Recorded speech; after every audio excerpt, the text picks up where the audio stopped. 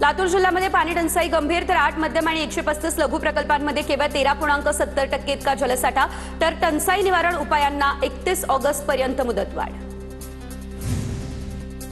बुलढाणा जिल्ह्यात सलग 2 दिवसांपासून मुसळधार पाऊस, नळगंगा धरण 73% भरलं, मोताळा शहरासह 25 गावांचा पाणी प्रश्न मिटला, धरण क्षेत्रामध्ये पाऊस झाला त्यामुळे परिसरामध्ये आनंदाचं वातावरण।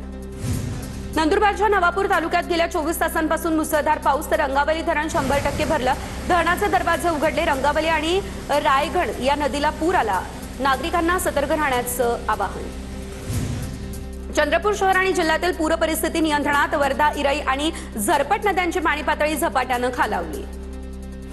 साताऱ्याच्या संगम माहुलीमध्ये छत्रपती थोरले शाहू महाराजांच्या समाधीला पुराच्या पाण्याचा वेढा, मुसळधार पाऊस त्यामुळे कृष्णा वेण्णा नदीच्या पाणी पातळीत वाढ, कन्हेर नदीपात्रामध्ये 95% पाणीसाठा झाल्यानं विसर्ग सुरू। साताऱ्यातील मुसळधार पावसामुळे कृष्णा नदीची पाणी पातळी वाढली, लिंब या ठिकाणी ऐतिहासिक कोटेश्वर महादेव मंदिराला पुराचा वेढा, मंदिराकडे जाणारा मार्ग आणि परिसरातील पूल पाण्याखाली गेला त्यामुळे भाविकांची गैरसोय। मुंबईमधील भांडूप, विक्रोळी, कांजूर मार्ग आणि मुलुंड परिसरामध्ये तुफान पाऊस, पावसामुळे सखल भागांमध्ये पाणी साचलं, वाहतुकीवर फारसा परिणाम मात्र झालेला नाही। लातूर जिल्ह्यामध्ये अपुऱ्या पावसामुळे पाणी टंचाई उपाययोजनांना 31 ऑगस्ट पर्यंतची मुदतवाढ, जिल्ह्यातील 123 गावं आणि 37 वाड्यांमध्ये विहिरी आणि विदन विहिरींद्वारे पाणी पुरवठा सुरू, उपाययोजनांचे स्थानिक प्रशासनाला अधिकार। जळगावच्या भुसावळमध्ये उपविभागीय पोलीस अधिकारी यांच्या घराच्या परिसरात साचलं पावसाचं पाणी, पोलीस ऑफिसर क्लब परिसरात पाणी तुंबलं, नियमित सफाई होत नाही त्यामुळे पाणी तुंबल्याच्या तक्रारी। उजनी आणि वीर धरणातून विसर्ग वाढला त्यामुळे पंढरपूरमधील चंद्रभागा नदीने इशारा पातळी ओलांडली, व्यास नारायण झोपडपट्टीमध्ये पुराचं पाणी शिरलं, 8 ते 10 घरांमध्ये पाणी घुसलं त्यामुळे 10 कुटुंबांना सुरक्षित ठिकाणी हलवलं। नांदेडच्या विष्णुपुरी प्रकल्पाच्या पाणलोट क्षेत्रामध्ये झालेल्या मुसळधार पावसामुळे विष्णुपुरी प्रकल्पात 92% जलसाठा जमा, यामुळे पुढील वर्षभरासाठी नांदेडकरांची तहान आता भागणार असल्याची माहिती। कोयना धरणातून पाण्याचा विसर्ग वाढला त्यामुळे आता कृष्णा नदीच्या पाणी पातळीत वाढ, सांगलीमधील औदुंबर दत्त मंदिराच्या गर्भगृहामध्ये दुसऱ्यांदा पुराचं पाणी शिरलं, परंपरेनुसार पादुका आणि मूर्ती वरच्या देवघरामध्ये हलवण्यात आल्या, भाविकांसाठी तिथून दर्शनाची व्यवस्था। धुळे शहराला पाणी पुरवठा करणारा नकाणे तलाव मुसळधार पावसामुळे तुडुंब, तर 4 दिवसांपूर्वी 62% असलेला पाणीसाठा हा आता 100% झाला, शहरातील पाणी टंचाईचा प्रश्न काही प्रमाणात सुटणार। नाशिकच्या इगतपुरीमधील रेल्वे डॅम परिसरामध्ये पर्यटकांची गर्दी, महाराष्ट्रासह इतर राज्यातून पर्यटक दाखल झाले, वीकेंड त्यामुळे पर्यटकांची संख्या जास्त।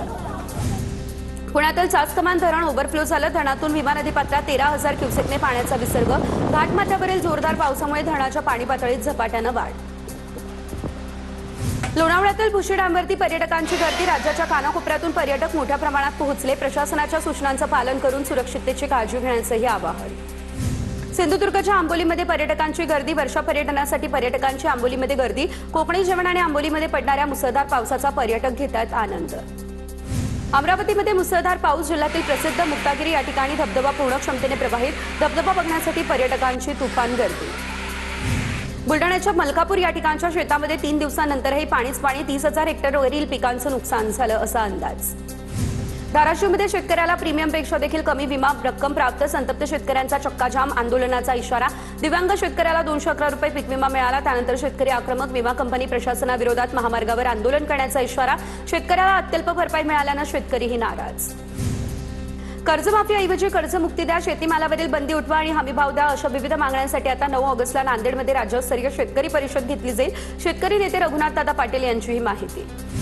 वाशिम जिल्ह्यामध्ये कर्जमुक्ती योजनेतील 54,107 शेतकऱ्यांची यादी देखील जाहीर, मात्र तांत्रिक अडचणी आणि अपूर्ण आधार प्रमाणीकरणामुळे अनेक शेतकरी लाभापासून वंचित। धाराशिवमधील दिव्यांग शेतकऱ्याला फक्त 211 रुपये पीक विमा, 700 रुपये उसने घेऊन दिव्यांग शेतकऱ्यांना पीक विमा भरलेला, दिव्यांग दाम्पत्याचा अवघ्या 1.5 एकर शेतीवरच उदरनिर्वाह।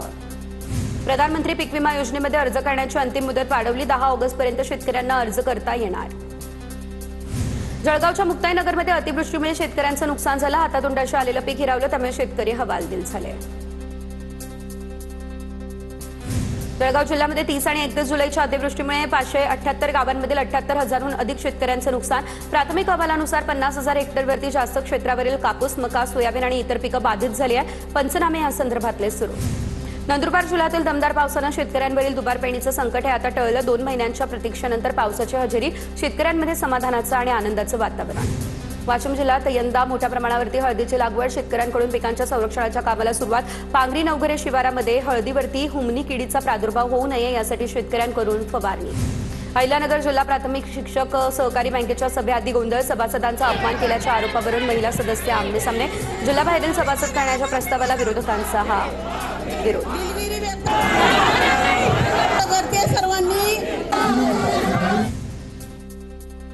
सोलापूरच्या सांगोल्यातील वाटंबरेमध्ये गांडूळ खत निर्मितीचा यशस्वी व्यवसाय सुरेश पवार या शेतकऱ्यानं सुरू केला. हा व्यवसाय दर महिन्याला सुमारे 40 टन गांडूळ खत उत्पादनाचं उद्दिष्ट.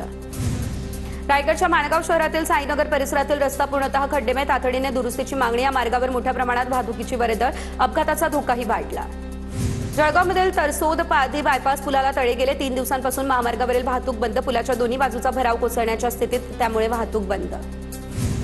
तरसोद ते पारधी या बायपासवरील तडे गेलेल्या रस्त्याची खासदार स्मिता वाघ यांनी केली पाहणी. स्मिता वाघ यांनी महामार्ग प्राधिकरणाचे अधिकारी आणि कंत्राटदार कंपनीच्या अधिकाऱ्यांनी खरडपट्टी काढलेली.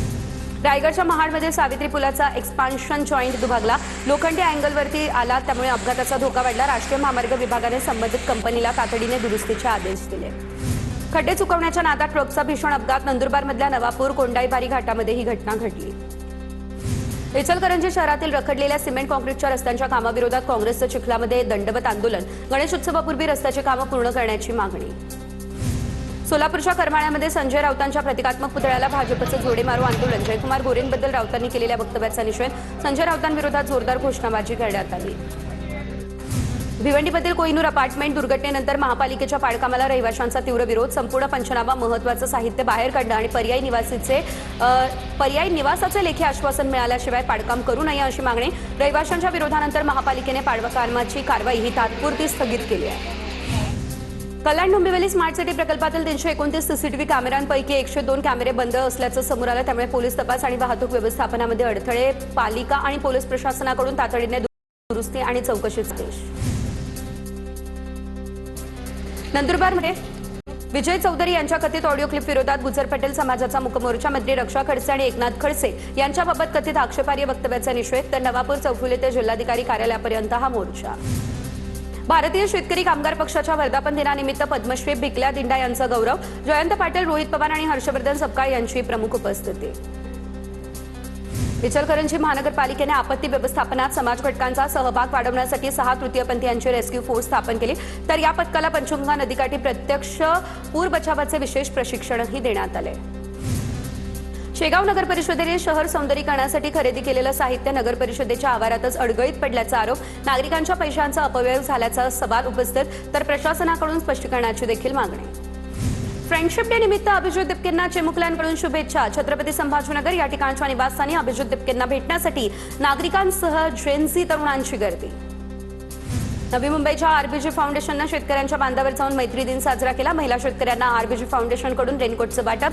फाउंडेशनच्या अध्यक्षा मधुरा गेठे यांनी आता बांधावरती जाऊन मैत्री दिन साजरा केला. रत्नागिरीच्या राजापूरमधील गुरववाडीमध्ये नांगणी स्पर्धेचं आयोजन. नांगणी स्पर्धेमध्ये रयत क्रांती संघटनेचे अध्यक्ष सदाभाऊ खोत यांचा सहभाग. सदाभाऊ खोत यांनी यावेळेस चक्क नांगर हातात घेतला आणि नांगणी स्पर्धेमध्ये सहभागही घेतला.